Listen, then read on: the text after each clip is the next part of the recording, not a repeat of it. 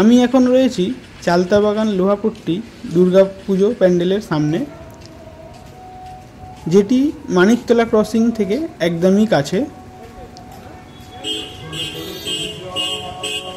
83তম বর্ষে চালতাবাগান লোহাপট্টির ভাবনা মূল বা শিকড়।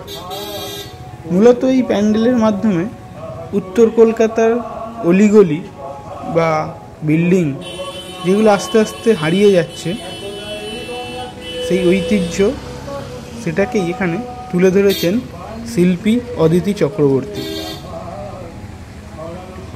দেখতে পাচ্ছেন এখানে একটি ক্রেনের মাধ্যমে দেখানো হচ্ছে যে এই বিল্ডিং আস্তে আস্তে ভাঙা হচ্ছে। আর এইটি দুর্গা প্রতিমা এবছরের চালতাবাগান লোহাপট্টির।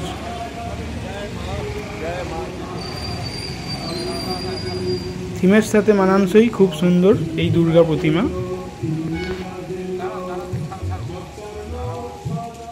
এখন আমি চলে এসেছি চালতাবাগান সার্বজনীন প্যান্ডেলে।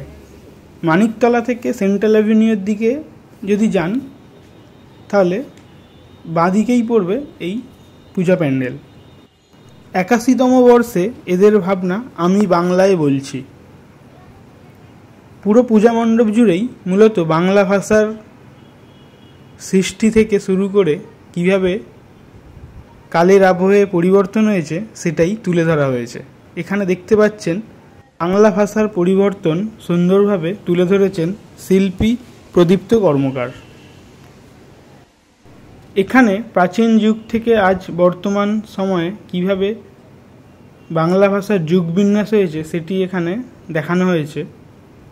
এছাড়াও এখানে ছবির মাধ্যমে বাংলা ভাষার বিভিন্ন সাহিত্যিক এবং কিছু উল্লেখযোগ্য স্থান এখানে প্যান্ডেলে সাজানো হয়েছে।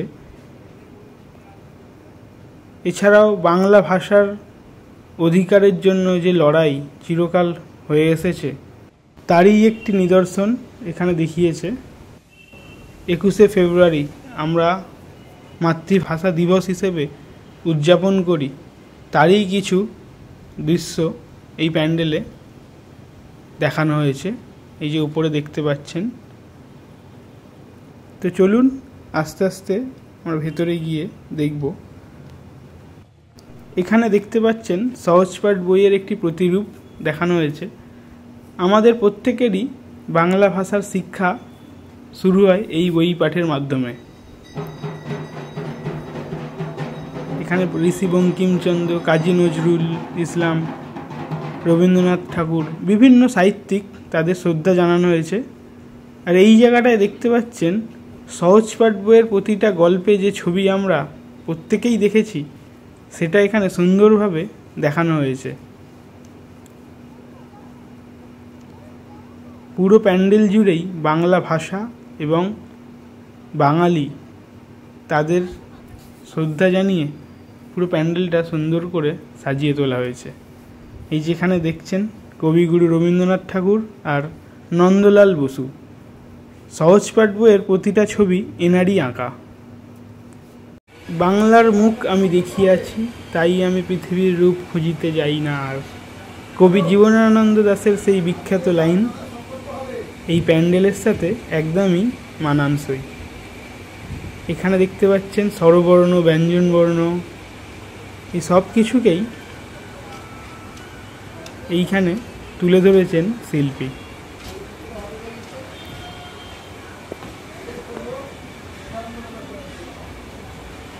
বাংলা ভাষার বিভিন্ন কবিতা এখানে সাজিয়েছেন তিনি।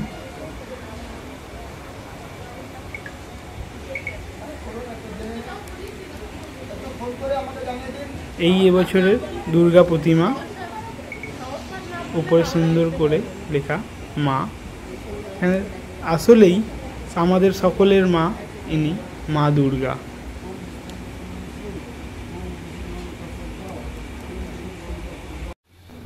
বহু বছর ধরে বাংলা ভাষা যেভাবে দেশে বিদেশে সম্মান পেয়ে এসেছে এবং বাংলা ভাষার কিছু উল্লেখযোগ্য বই এখানে সাজানো হয়েছে। এখানে দেখতে পাচ্ছেন বাংলাকে বিশ্বের ৫ম বৃহত্তম মাতৃভাষা হিসেবে পরিগণিত করা হয়।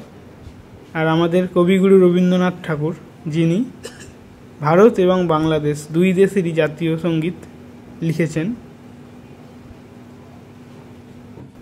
এখানে কিছু পরিসংখ্যান দিয়ে বাংলা ভাষার যে খ্যাতি সেটাকে তুলে ধরা হয়েছে।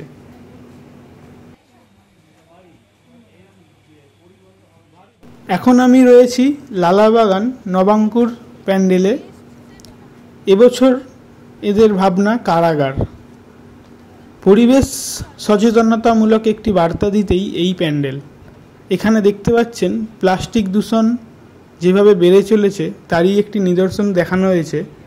সমুদ্রের জল কীভাবে প্লাস্টিক দিয়ে রোধ করা হচ্ছে, যার ফলে জাহাজ চলাচলে সমস্যা সেটাই তুলে ধরেছে। এছাড়াও মাছেদের জীবন যেভাবে বন্দী হয়ে রয়েছে সেটাই এখানে এই অ্যাকোয়ারিয়ামের মাধ্যমে তুলে ধরেছেন শিল্পী প্রশান্ত পাল। অজস্র প্লাস্টিক যেভাবে সমুদ্রের জল বা নদীর জলের গতিপথ রোধ করে, শুধু তাই নয়, বিভিন্ন জলজ প্রাণী তাদের জীবনকেও দুর্বিষহ করে তুলেছে, সেটাই এই প্যান্ডেলে মূলত দেখাতে চেয়েছেন। এখানে মাছেদের বন্দি করে রাখা হয়েছে একটি অ্যাকোয়ারিয়ামে, যেটাকে তিনি দেখাতে চেয়েছেন কিভাবে আমরা এই প্লাস্টিক দিয়ে নদী বা সমুদ্রের জল দূষণ করে তুলেছি, তাদের জীবনকে বন্দি করে তুলছি, সেটাই এখানে তুলে ধরতে চেয়েছেন। আর এবারের এটি দুর্গা প্রতিমা। দুর্গা প্রতিমাকেও দেখতে পাবেন এখানে মহিষাসুরকে অক্টোপাসের আকারে তুলে ধরেছেন।